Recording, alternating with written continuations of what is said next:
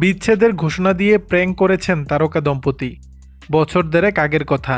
নিজের মৃত্যুর ভুয়া খবর ছড়িয়ে তোলপাড়ের সৃষ্টি করেন বলিউড সেন্সেশন পুনম পান্ডে। মৃত্যুর খবর ছড়িয়ে পরক্ষণেই জানান বেঁচে আছেন তিনি। এবার তেমন কাণ্ডই যেন ঘটালেন ওপার বাংলার টিভি পর্দার তারকা দম্পতি। শনিবার দুপুরে অভিনেতা সুদীপ মুখোপাধ্যায়ের স্ত্রী নৃত্যশিল্পী পৃথা চক্রবর্তী সামাজিক যোগাযোগ মাধ্যমে দেয়া এক স্ট্যাটাসে নিজেদের বিচ্ছেদের ঘোষণা দেন, যেখানে তিনি লেখেন, আমরা আর একসঙ্গে নেই, সুদীপের সঙ্গে বিচ্ছেদ হয়েছে, তবে আমরা সারা জীবন বন্ধু হয়ে থাকব। টলিউডের মিষ্টি জুটি হিসেবে পরিচিত এই দম্পতির বিচ্ছেদের ঘোষণায় স্বভাবতই মন খারাপ হয় ভক্তদের।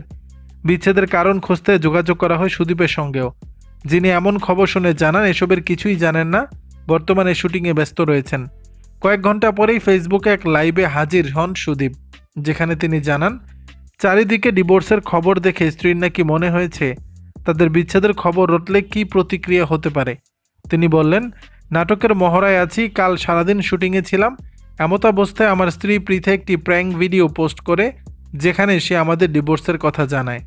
অভিনেতা বলেন, আমি এসবের কিছুই জানতাম না। আসলে ওর হঠাৎ মনে হয়েছে চারদিকে এত ডিভোর্স খবর হচ্ছে, যদি এরকম কোনো খবর আমাদের নিয়ে হয় তাহলে কি হবে। ব্যাপারটা অতটা ভেবে দেখেনি যে এটা নিয়ে সামাজিক মাধ্যমে রটনা তৈরি হবে, মিডিয়া ঝাঁপিয়ে পড়বে, তা বুঝতে পারেনি। সুদীপ আরও যোগ করেন, আমিও সারাদিন শুটিংয়ে ছিলাম, বিষয়টা জানতামই না।